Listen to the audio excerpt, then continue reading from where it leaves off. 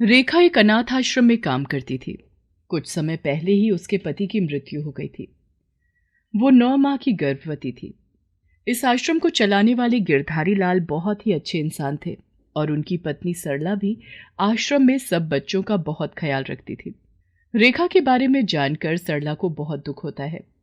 रेखा, तुम्हारा 9वां महीना चल रहा है, जरा संभल कर काम किया करो। मैंने देखा आज सुबह से ही तुम सारी जगह पर झाड़ू पोछा किए जा रही हो। यहाँ पर और भी लोग हैं, ये काम वो भी कर सकते हैं, तुम कोई और काम कर लो। अब मैं क्या करूं मैम, मेरे पास कोई और काम है ही नहीं। जब से वो गए हैं तब से इधर उधर मन लगाने की कोशिश करती रहती हूँ, और जब से डॉक्टर ने मुझे बोला है कि मेरे जुड़वा बच्चे होंगे तब से मैं और भी टेंशन में हूँ। क्या क्या कहा तुमने? तुम जुड़वा बच्चों की माँ बनने वाली हो, तो इसमें दुखी होने की क्या बात है? अब मैं आपको क्या बताऊं, मैं अकेली जान कैसे 2 बच्चों को रख लूंगी। अगर बेटा बेटी हो गई तो भी ठीक है, अगर दोनों बेटे भी हुए तो भी ठीक है, अगर मेरी दोनों जुड़वा बेटियां हुई तो फिर मैं कैसे संभाल पाऊंगी? 2 लड़कियों के बारे में सोचकर ही मुझे होल आ रहे हैं। इसमें इतनी डरने की क्या बात है रेखा, सब पल जाएंगी। आप नहीं समझोगी मैम, अगर जुड़वा बेटियां हुई तो उनका विवाह भी करना पड़ेगा। तो ठीक है, अगर तुम्हारी जुड़वा बेटियां हुई तो एक बेटी को मैं गोद ले लूंगी।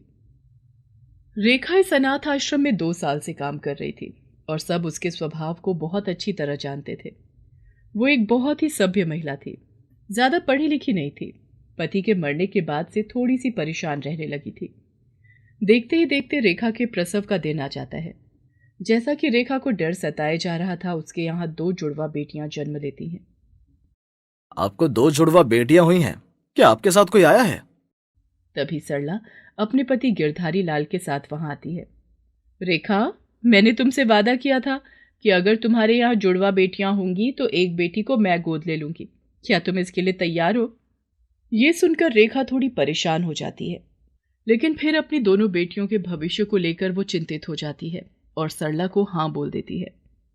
तुम्हारा धन्यवाद रेखा, आज तुम्हारी वजह से मेरी भी झोली भर गई। मैं तुम्हारा जितना भी शुक्रिया अदा करूं वो कम है। आप मेरी एक बेटी ले लो, उसे अभी मैंने देखा तक नहीं है। अगर मैंने उसे देख लिया तो मैं उसे दे नहीं पाऊंगी, इसलिए आप अभी जाकर सारी कानूनी कार्रवाई करके उस बेटी को ले लो। सरला रेखा की बात को सही ठहराती है और जाकर कानूनी कार्रवाई करके उसकी एक बेटी को गोद ले लेती है, और सरला रेखा की मदद करने के लिए उसे एक रकम भी देती है। पहले तो रेखा बहुत मना करती है, लेकिन बाद में उन पैसों को ले लेती है और अपनी बेटी को लेकर अपने गांव चली जाती है। वहीं गांव में उसके पास एक जमीन का छोटा सा टुकड़ा था और एक छोटा सा घर। जिस घर को बड़ा करने का सपना देखने के लिए वो दोनों पति पत्नी शहर आए थे, और यहीं से रेखा की दोनों बेटियों की किस्मत एकदम से बदल जाती है। रेखा अपनी बेटी का नाम विभा रखती है और सरला अपनी बेटी का नाम आभा।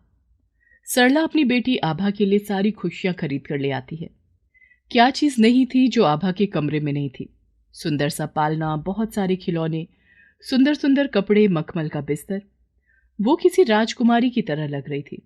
और उधर रेखा अपनी बेटी को लेकर गांव आ जाती है, तो गांव में वो उसके लिए एक चद्दर का पालना बनाती है। अपने ही हाथ से ही सिले हुए कुछ खिलौने बनाती है, और रेखा काम करते वक्त उसे कभी अपनी पीठ पर बांध लेती तो कभी अपनी छाती पर। वो अपनी छोटी सी जमीन पर सब्जियां उगाती और उन्हें ही बेचकर अपना गुजारा करती। देखते ही देखते 6 साल भी हो जाते हैं और दोनों बच्चे स्कूल जाने के लिए तैयार हो जाती हैं। सुनो जी, आभा का कल पहला दिन है स्कूल जाने का। मैं तो ये सोच रही हूँ कि ये 4-5 घंटे मैं उसके बिना कैसे बिताऊंगी। इतने सालों में मैंने उसे एक बार भी अपने से दूर नहीं किया। तुम बहुत अच्छी माँ हो। किसी पराई लड़की को इतना प्यार दिया है कि सगी माँ भी न दे पाती। आज तो आपने ये बात कह दी, लेकिन आइंदा कभी भी ये बात कहकर मेरा दिल मत दुखाना। आभा मेरी ही बेटी है। तभी आभा भागते भागते वहां आती है और अपनी माँ के गले लग जाती है। मम्मी जी, आप कौन सी बोतल ले आई हो? मैंने कहा था ना मुझे पिंक कलर की बोतल चाहिए, और आप मेरे लिए ब्लू ले आई हो। आई एम सॉरी बेटा, चलो तुम तैयार हो जाओ, मैं तुम्हें अभी पिंक कलर की बोतल दिलाकर लाती हूँ। सरला आभा को बोतल दिलाने के लिए जाती है, और उधर गांव में, अरे वाह वाह, आपने तो कितना सुंदर रंग बिरंगा मेरा बस्ता तैयार कर दिया। स्कूल में तो सब बच्चे फिर मेरा ही बस्ता देखेंगे। मेरी प्यारी गुड़िया, देख मैंने तेरे लिए ये बोतल भी तैयार की है। रेखा एक खाली पानी की बोतल पर सुंदर सी नक्काशी करके उसे पीने की बोतल बनाकर विभा को दे देती है और वो दोनों चीज़ों को पाकर बहुत खुश हो जाती है। दोनों बच्चियां अलग अलग जगह पर स्कूल जाना शुरू कर देती हैं। स्कूल जाते हुए अभी कुछ ही समय होता है कि रेखा, तुम्हारी बेटी तो पढ़ाई में बहुत होशियार है। कोई भी चीज़ एक ही बारी में याद कर लेती है। ऐसा लगता है जैसे कि तुम्हारी बेटी विलक्षण बुद्धि की पैदा हुई है। वो तो मैं नहीं जानती टीचर जी, लेकिन जब मैं इसको किताब पढ़ाती थी तो ये सब कुछ याद करके जल्दी जल्दी ही मुझे सुना देती थी। सच में विभा बहुत ही होशियार बच्ची है। उधर आभा के लिए भी टीचर यही बोलती है, जिसे सुनकर सरला बहुत खुश हो जाती है और देखते ही देखते दोनों बच्चियां 12वीं की कक्षा पास कर लेती हैं। एक तरफ आभा बहुत अमीरी में जीवन गुजार रही थी, जहां उसे किसी भी चीज की कमी नहीं होती थी। वहीं विभा एक एक चीज के लिए तरसती रहती थी, लेकिन कभी भी रेखा से किसी भी चीज की फरमाइश नहीं करती थी। स्कूल की तरफ से विभा को स्कॉलरशिप मिलती है। रेखा, विभा ने तो हमारे स्कूल का ही नहीं पूरे जिले का नाम रोशन कर दिया। इस पर भगवान की असीम कृपा है। सरकार की तरफ से विभा को स्कॉलरशिप मिली है और जो एंट्रेंस टेस्ट इसने दिया था उसमें तो ये अव्वल रही है। इसलिए तुम इसका भविष्य खराब मत करो। इस गांव में रहकर इसको लेकर तुरंत शहर चले जाओ। वहां के एडमिशन की सारी प्रक्रिया पूरी हो जाएगी। इस काम में मैं तुम्हारी मदद करूंगी। और किस्मत वापस रेखा को शहर ले आती है। उसे अपनी दूसरी बेटी की बहुत याद आती है। एक बारी रेखा सोचती है कि अनाथ आश्रम जाकर देखूं, फिर मन कड़ा करके नहीं जाती। विभा का एडमिशन शहर के नामी कॉलेज में हो जाता है। देख विभा, नया शहर है, जरा संभल कर बेटा। यहाँ के तौर तरीके सब तेरे लिए नए हैं। माँ, मैं सब जानती हूँ, आपकी बेटी सब संभाल लेगी। पर माँ, हम यहाँ क्या करेंगे? हमारे पास तो काम भी नहीं है। तेरी प्रिंसिपल ने मुझे काम दिला दिया है एक स्कूल में आया का, वहीं रहने का भी हो जाएगा। तू अपने कॉलेज जा, मैं भी काम पे जाती हूँ। विभा कॉलेज जाती है। इतना बड़ा कॉलेज देखकर उसका मुंह खुला का खुला ही रह जाता है। उसे अंदर जाने में भी डर लग रहा था। तभी वहां एक लड़की आती है और विभा से, हे, ये तुम क्या पहन कर आई हो? ये बाल कैसे बना लिया आज? और ये सस्ता सा सूट, क्या ये ड्रीम्स है तुम्हारे? आप मुझे ऐसे क्यों बोल रही हो? और क्या बुराई है मेरे कपड़ों में? ऐसा बोलकर विभा वहां से चली जाती है और वो लड़की उसे ही देखे जा रही थी। तभी पीछे से आभा आकर उसके सिर पर मारती है। तू यहाँ है और मैं तुझे गेट के पास देख रही थी। ओए सुन, तू इतनी जल्दी कपड़े बदल कर कैसे आ गई? भांग खा ली है क्या? मैं यही पहन कर आई हूं। तुझे यकीन नहीं होगा, अभी बिल्कुल तेरे जैसी लड़की देखी मैंने। चल पागल हो गई है तू, मैं अकेली ही खुद जैसी हूं। पता किया कहाँ है हमारी क्लास? फिर वो दोनों अपनी क्लास में जाते हैं। वहां विभा पहले से ही क्लास में होती है। जब दोनों एक दूसरे को देखती हैं तो देखती ही रह जाती हैं। देखा, मैं इसी की बातें कर रही थी। ऐसा कैसे हो सकता है? ये तो दिखने में ही इतनी गरीब लग रही है। नहीं नहीं, ऐसा नहीं हो सकता। अरे, ये तो बिल्कुल मेरे जैसी है। तभी टीचर आ जाती है। तुम दोनों बहनें हो? दोनों एक साथ बोलती हैं, नहीं। पर दोनों को देखकर सब यही कह रहे थे कि ये सगी बहनें लग रही हैं। कॉलेज के बाद दोनों घर जाती हैं।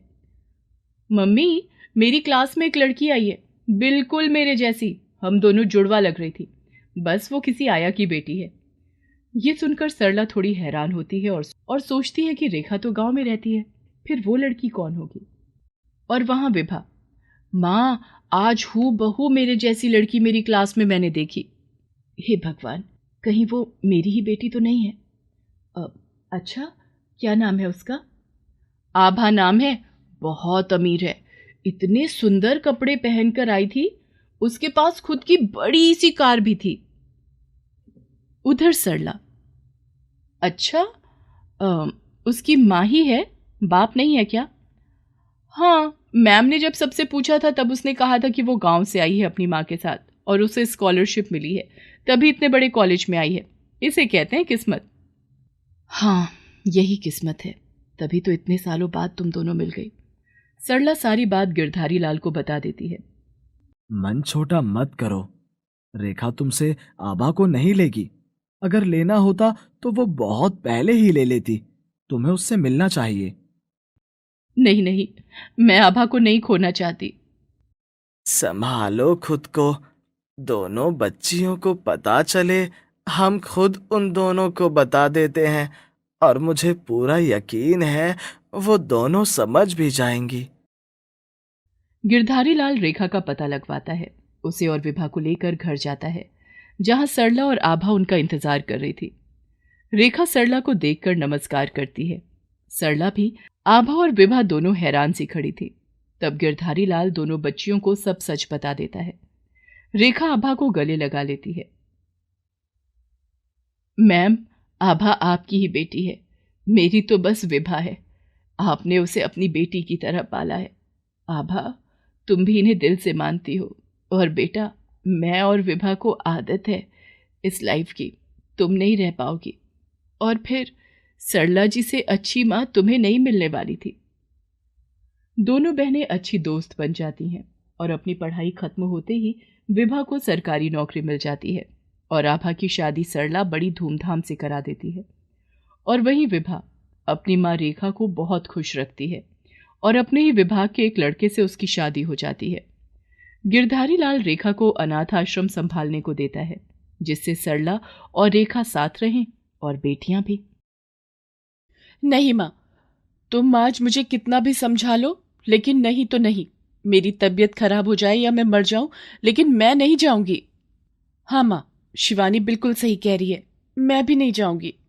तुम कितना भी कह लो बिटिया, जब से हम ब्याह कर इस घर में आए हैं कितने साल हो गए, हमें भी यही बात बोलते बोलते, लेकिन किसी के कानों पर जूं तक नहीं रेंगी। अरे तुम लोग क्या कुछ नया काम कर रही हो? हम भी तो बचपन से यही गांव में ही रह रहे हैं और ये सब कुछ तो चलता ही रहता है। चलता नहीं रहता दादी, चला रहे हो। जमाना कितना आगे निकल गया है, लेकिन आप लोग अभी तक वहीं पर ही बैठे हुए हो, और वो भी बस इन सब चीजों के लिए। बाकी सब चीजों में बदलाव आप लोगों को मंजूर है, लेकिन इस चीज में नहीं। कभी सोचा है दादी, आप एक औरत होकर भी हमारी परेशानी को नहीं समझ रही हो? जब घर की औरतें ही हमारी बात नहीं समझ रही, तो फिर हम जाकर कहाँ माथा मारे? दरअसल कल हिमानी और शिवानी सुबह सुबह खेतों में शौच के लिए गई थी। वहीं खेतों में दुबकी हुई लोमड़ी ने उनके ऊपर हमला कर दिया। तब तो दोनों बहनें किसी तरह अपनी जान बचाकर वहां से निकल आईं। लेकिन ये सब होने के बाद में जो डर उनके अंदर आ गया, वो अपनी दादी और माँ को समझा रही थी। पर माँ अगर बात को समझ रही थी तो दादी इसके बिल्कुल खिलाफ थी। गांव में शौचालय हमेशा जंगलों को ही बनाया गया या फिर खेतों को। पहले सुबह सुबह सब औरतें आदमी अलग अलग जगहों पर शौच आदि के लिए जाते थे, और आज भी ऐसे कई गांव हैं जहां पर यह परंपरा चली आ रही है। हिमानी और शिवानी के गांव में भी ये प्रथा आज तक चल रही है, लेकिन बदलाव भी देखने को मिल रहा है। गांव के कुछ घरों में टॉयलेट बना दिए गए हैं, और खासकर आज के माहौल को देखकर, जहां लड़कियों के साथ ज्यादा ही भेदभाव हो रहा है। और आज सुबह सुबह शिवानी ने शौच के लिए बाहर जाने से मना कर दिया। हिमानी ने भी इसमें उसका साथ दिया, पर दादी अपनी जिद पर अड़ी हुई थी। तभी राम भरोसे घर आता है। सुबह सुबह घर में ये मनहूसियत क्यों फैला रखी है? कितनी बार कहा है, अब तो गांव में भी सब लोगों ने अपने घर में शौचालय बना लिया है। सुनो जी, हमारी लड़कियां बड़ी हो रही हैं, अच्छा नहीं लगता है इस तरह बाहर जाना। आप किसी तरह एक शौचालय घर में बनवा दो। शौचालय बनवा दो, शौचालय बनवा दो, शौचालय बनवा दो।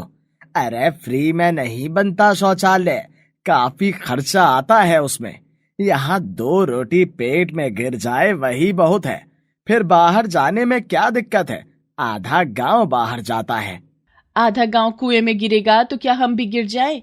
जब भी मैं ये बात उठाती हूँ, आप हमेशा पैसों को रोने लग जाते हो। कभी इस घर की औरतों की भी दिक्कत समझ लो। सुबह सुबह कलेश करने की जरूरत नहीं है। मैं काम पर जा रहा हूँ, तुम लोगों को जो ठीक लगे करो। उधर शिवानी और हिमानी दोनों बहुत तेज दर्द से वहीं बैठी हुई रोने लगती हैं। तब उसकी माँ को कुछ सुझाई नहीं देता और वो गांव में अपने घर से कुछ दूर अपने पड़ोसी के यहाँ जाती है, जिनके घर में अभी अभी नया टॉयलेट बना था। दीदी, आज बच्चियां बहुत परेशान हैं। आप हमारी परेशानी समझ सकती हो।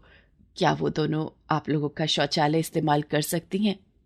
देख, अभी घर में कोई नहीं है, इसलिए जल्दी से उन दोनों को यहाँ भेज दे। तुझे पता है ना मेरे घर वाले सब कैसे हैं, उन्हें ये सब बिल्कुल पसंद नहीं आएगा। शिवानी की माँ खुश होकर दोनों बेटियों को उनके घर भेज देती है। वहां से आने के बाद दोनों बहनें, माँ, आज मैं बाबा से 2 टूक बात करने वाली हूँ। अगर हम गलती से किसी लड़के से बात करते हुए नजर आ जाए तो बाबा की इज्जत चली जाती है, हमारे ऊपर हाथ उठाने लगते हैं, हमें बातें सुनाई जाती हैं। लेकिन जब सुबह सुबह उन्हीं लड़कों के बीच में से गुजरते हुए हम लोग खेतों तक जाती हैं, तब बाबा को अपनी बेइज्जती बिल्कुल भी महसूस नहीं होती ना। अगर घर में टॉयलेट नहीं हो सकता तो बाबा से बोलो पैदल ही इधर उधर जाया करे, मत इस्तेमाल करो साइकिल।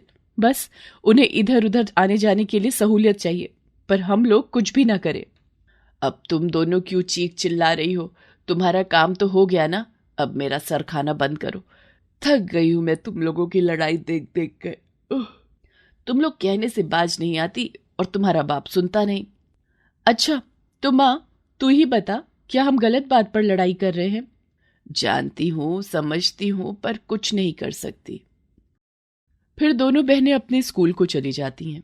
कभी कभी वे दोनों सोचती भी हैं कि हम दोनों स्कूल जल्दी आकर यहीं शौच के लिए आ जाए। पर गांव का स्कूल 10 बजे शुरू होता था।